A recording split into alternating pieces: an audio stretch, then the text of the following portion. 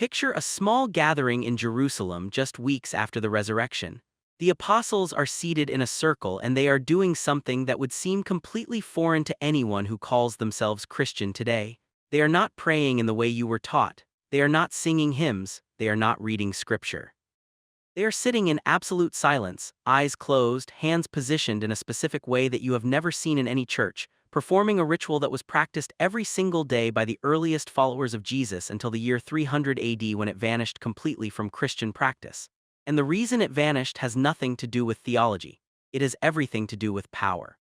Because this ritual gave ordinary people direct access to the divine without needing a priest, without needing a church building, without needing any intermediary at all. Tonight you are going to learn exactly what the apostles did every morning before sunrise. You are going to discover why church authorities erased it from history. And you are going to understand why this practice is more relevant now than it has been in 17 centuries. Before we go further, subscribe right now, because what you are about to receive is not available in any seminary, not taught in any theology program, and actively suppressed by institutions that claim to represent the same apostles who practiced this very ritual. If you are watching this in the quiet hours, if something pulled you here at this exact moment, comment the words "I am ready" for what was hidden. This is your declaration that you are prepared to receive what was taken from Christianity before most people even knew it existed. Let me take you back to the beginning. The year is 33 AD. Jesus has been gone for 40 days since the resurrection. The apostles are gathered in Jerusalem and they are terrified. The same authorities who crucified their teacher are still hunting anyone associated with him. They meet in secret. They move locations constantly. And every single morning before dawn breaks, they perform a ritual that Jesus taught them privately during the 3 years they walked with him. This was not something he taught to the crowds. This was not in the Sermon on the Mount. This was reserved for those he was preparing to carry the transmission forward. The ritual had 3 components, and each component had a specific purpose that modern Christianity has completely forgot. The first component was called the posture of reception. The apostles would sit with their spine completely straight, feet flat on the ground, hands placed palm up on their thighs. This was not about comfort. This was about energy. The human body is a conductor, and the way you position it determines what you can receive. When your spine is straight, energy can flow from the base of your body to the crown of your head without obstruction. When your hands are open and facing upward, you signal receptivity rather than grasping. The apostles understood something that modern science is only beginning to confirm. Your physical position affects your consciousness. Your body is not separate from your spirit.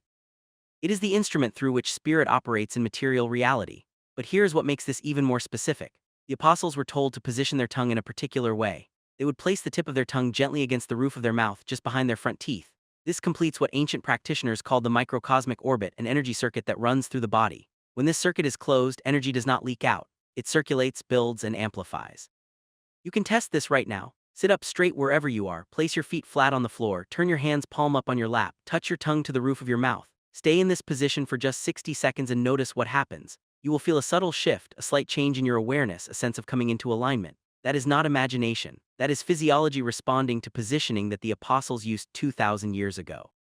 The second component was called the breath of the Spirit. This was not normal breathing. This was a specific pattern that the apostles practiced until it became automatic. They would inhale slowly through the nose for a count of 4, hold the breath for a count of 4, exhale through the nose for a count of 4, hold empty for a count of 4, then repeat. This pattern is called square breathing today, but the apostles did not invent it. Jesus taught it to them because he learned it during the years of his life that the Bible does not talk about. The so-called lost years when he traveled east and studied with teachers who understood how breath controls consciousness. Here is why this matters. When you breathe unconsciously, your mind wanders. Thoughts pull you into the past or push you into the future. You are never fully present, but when you breathe in this specific pattern, something changes. Your brain waves shift, your nervous system calms. And the constant mental chatter that normally dominates your awareness begins to quiet. The apostles knew that you cannot receive divine transmission when your mind is full of noise. The breath was not preparation for the ritual. The breath was the gateway into the state where the ritual could actually work. And here's the part that the church never wanted you to understand. This breathing pattern does something that threatens religious authority at its core. It produces direct experience of the divine, not belief. Not faith, not hope, direct experience. When you breathe this way for more than a few minutes, you begin to feel a presence that is not coming from your thinking mind. You begin to access a knowing that does not depend on scripture or doctrine. You begin to realize that the divine is not somewhere out there requiring a priest to reach it. It is right here, accessible through your own body, through your own breath, through your own consciousness. Imagine you are a bishop in the 4th century. Your power depends entirely on people believing they need you to access God. Now imagine a practice that lets anyone access God directly in their own home without your involvement, without your approval, without your control. That practice is not just inconvenient. It is an existential threat to everything your institution represents. So what do? You erase it, you declare it heretical, you hunt down anyone still teaching it. And you replace it with rituals that require a priest, a church building, and a hierarchy that you control. The third component was called the silence of listening. After the posture was set and the breath pattern was established, the apostles would enter complete silence. Not the silence of an empty room, but the silence of a mind that has stopped generating its own noise. This is harder than it sounds.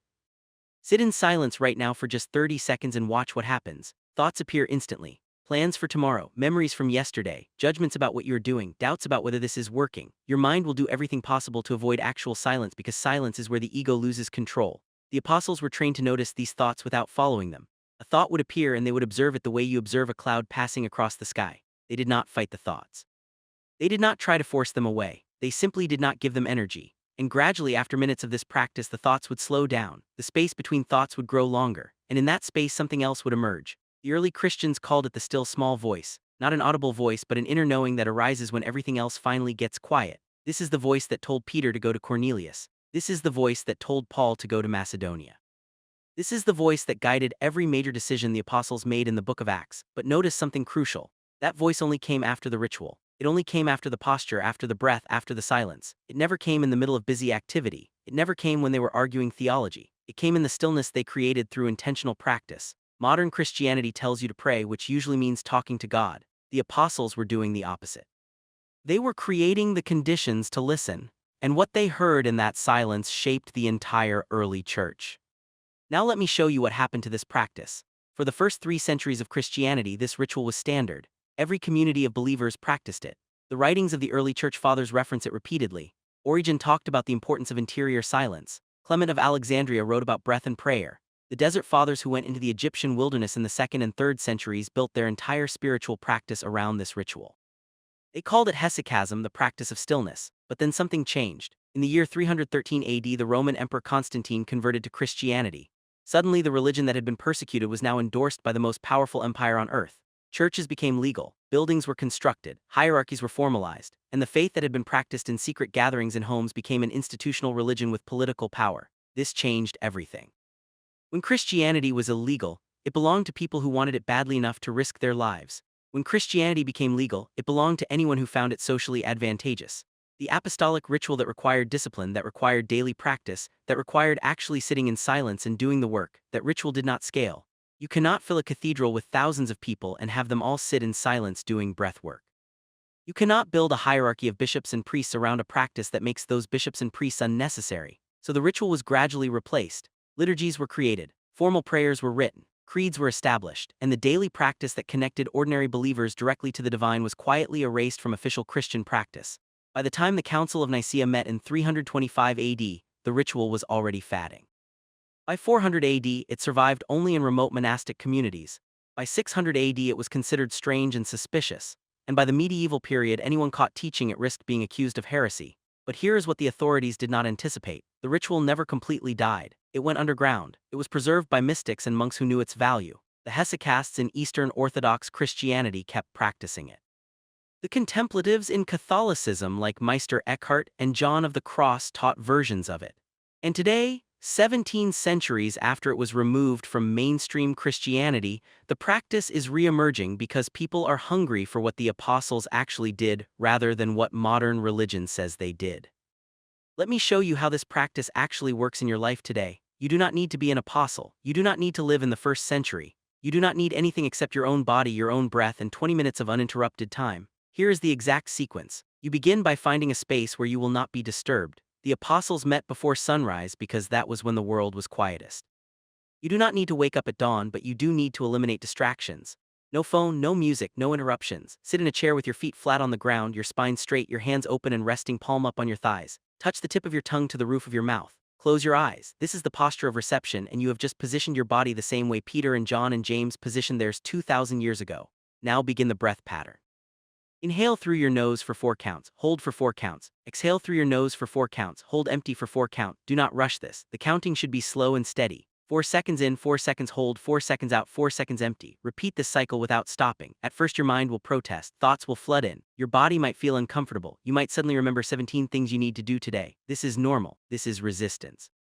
Do not fight it, simply notice the thoughts and return your focus to the breath. 4 in, 4 hold, 4 out, 4 empty. After approximately 5 minutes of this breathing, something will shift. The thoughts will slow down, your body will relax, and you will begin to feel a subtle change in your awareness. It might feel like a gentle pressure in your forehead. It might feel like warmth in your chest. It might feel like the air around you has become thicker, more present.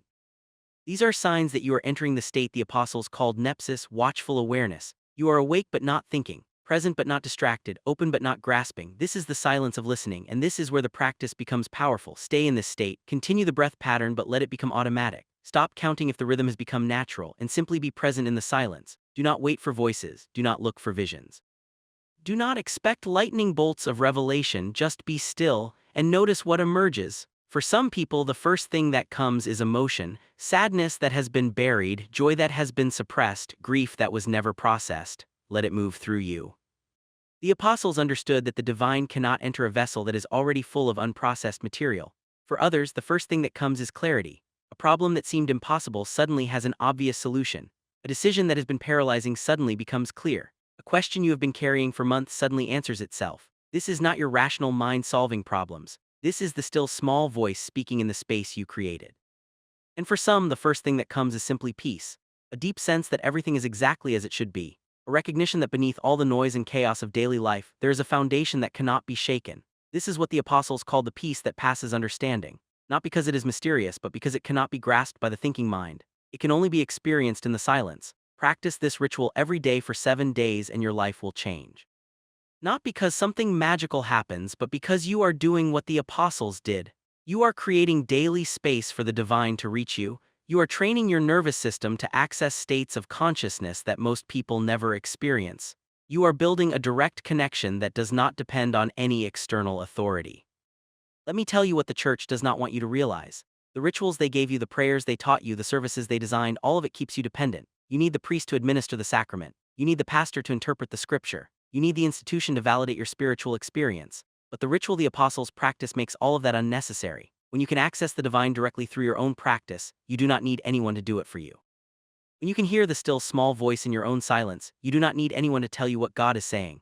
When you can experience the peace that passes understanding in your own body, you do not need any institution to promise it to you in the afterlife. This is why the practice was erased, not because it did not work, but because it worked too well. It gave ordinary people the same access that priests and bishops claimed as their exclusive privilege. It democratized the divine. And that was unacceptable to people whose power depended on controlling access. But the ritual survived. It survived in the monasteries, it survived in the writings of the mystics, it survived in the practices of the contemplatives, and today it is available to you exactly as the apostles practiced it. Now let me address what you might be thinking. You might be wondering if this is even biblical. You might be worried that practicing something the modern church does not teach means you are stepping outside of Christianity. Let me show you exactly where this practice appears in Scripture. In the book of Acts chapter 1 verse 14, it says the apostles all joined together constantly in prayer. The Greek word used there is proskartereo, which does not mean prayer the way modern people understand it. It means to persist in a practice, to remain in a state, to continue steadily in a discipline. They were not just saying prayers, they were engaging in a sustained practice. In 1 Thessalonians chapter 5 verse 17, Paul writes, "Pray without ceasing." How do you pray without ceasing? Not by talking constantly to God. That would be exhausting and impossible. You pray without ceasing by maintaining a state of inner stillness that remains open to the divine regardless of what you are doing externally. This is exactly what the apostolic ritual trains you to do. In the Psalms chapter 46 verse 10 it says, "Be still and know that I am God." Not learn theology and know, not attend church and know, be still and know. The knowing comes from the stillness, the revelation comes from the silence. Jesus himself modeled this practice repeatedly. In Luke chapter 5 verse 16 it says Jesus often withdrew to lonely places and prayed. He did not pray in the synagogue. He did not pray in public. He withdrew to lonely places, which means places of silence and solitude. And the Greek word used for prayed is prosechomai, which means to commune, to exchange, to be in reciprocal communication. He was not delivering monologues to the Father. He was entering a state of communion that required withdrawal from noise and distraction. In Matthew chapter 6, Jesus explicitly tells his followers to go into their room, close the door, and pray to the Father in secret. This is a direct instruction to practice private interior prayer rather than public performative prayer. And what the apostles did every morning was exactly this. They went into their inner room, they closed the door of their chattering mind, and they communed with the Father in the secret place of silence. Every single element of the apostolic ritual is rooted in Scripture. The problem is not that the practice is unbiblical. The problem is that Christianity stopped doing what the Bible actually describes and replaced it with what institutions found easier to control. Here's what happens when you commit to this practice for 30 days. The first week you will feel resistance. Your schedule will suddenly become impossibly busy. Distractions will multiply. Your mind will generate dozens of reasons why you do not have time for this. This is not bad luck. This is the predictable response of a system that does not want to change. Push through it. Protect your 20 minutes the same way the apostles protected their dawn practice even when they were being hunted. Second week you will start to notice subtle changes. You will feel calmer in situations that normally trigger you. You will find yourself responding rather than reacting. You will notice that the constant mental chatter that usually dominates your mind has become quieter. The third week you will begin to experience what the apostles called discernment. You will know things without being told. You will sense when someone is lying. You will feel when a situation is wrong even if it looks right on the surface.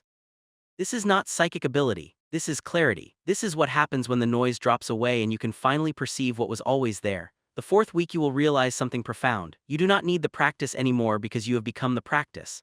The stillness that you used to access for 20 minutes in the morning has become your baseline state. You carry it with you. You can drop into it anytime.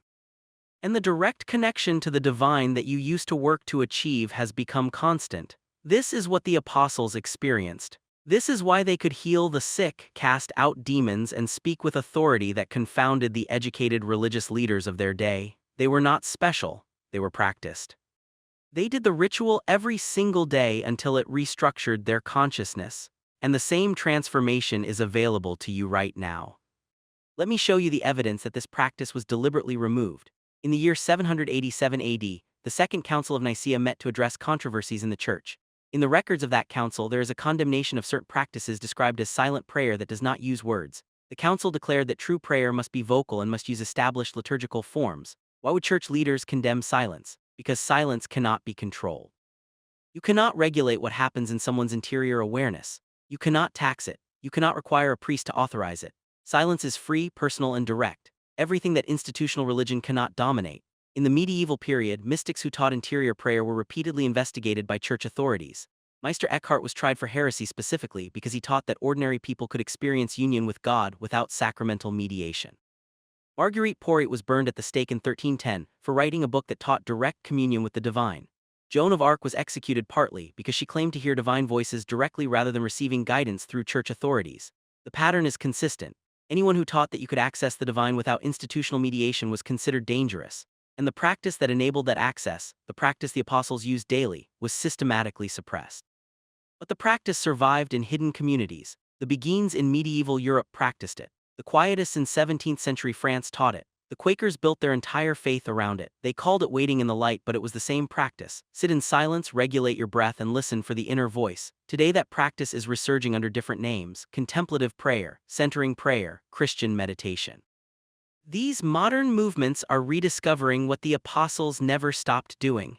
They are recovering the ritual that was stolen from Christianity 1700 years ago, and you are part of that recovery.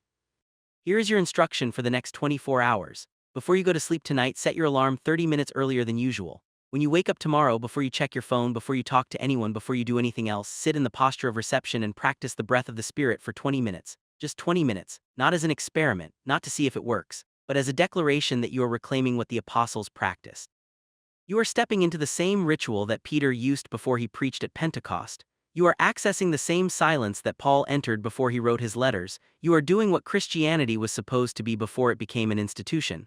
And then watch what happens. Watch how your day unfolds differently. Watch what clarity emerges. Watch what peace settles into your chest. One day of practice will not transform your life, but it will show you that the door is real and that it opens from the inside. If this teaching has awakened something in you, if you recognize the truth of what the apostles actually practiced, comment the words, "I reclaim the apostolic practice" right now. Let other people who are searching see your declaration. Subscribe to this channel and turn on notifications because the teachings that are coming will go even deeper into what was removed from Christianity and how to recover it. Like this video so others who are hungry for what the apostles actually did can find their way here. The ritual that disappeared in 300 AD never actually died. It just went underground waiting for people who were ready to practice it again. You are one of those people. The posture, the breath, the silence. 3 components, 20 minutes practiced daily. This is what the apostles did. And starting tomorrow morning, it is what you will do too.